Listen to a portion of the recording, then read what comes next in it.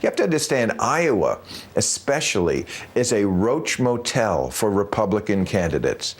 They they crawl in with their crazy stuff about social issues and saying insane stuff about the president not being an American and all this stuff. But when it comes time for the general election, they have to crawl back out, and they can't do that. I mean, that's why Mitt Romney, I think, now is probably looking like he's going to skip Iowa, because it is controlled by that small.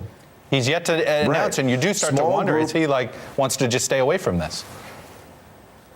Yes, I mean, it's a terrible trap for Republican candidates who, now we all know America does have a short memory, but still, I mean, what you say during the campaign, the primary campaign, is going to come back in commercials in the general election. And what they have to say to win the nomination and to win Iowa, and by the way, I love Iowa. I used to spend time in Iowa. I have more relatives buried in Iowa. Don't diss on Iowa. More relatives of mine are buried in Iowa than any other state.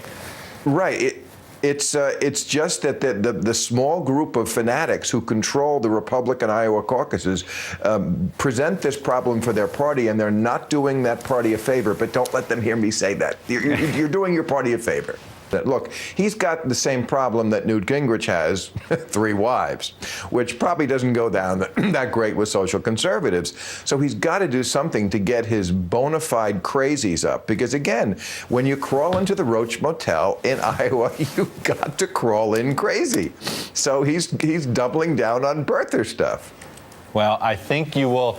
I think your caveat on Iowans will make it so that you won't get too much hate mail on Iowans. Look, we all have to. Growing up in Miami, I lived with Roach motels all the time because you had to get rid of the roaches. So let's take it easy on our friends in Iowa. Bill Maher, thank you very much. Real time.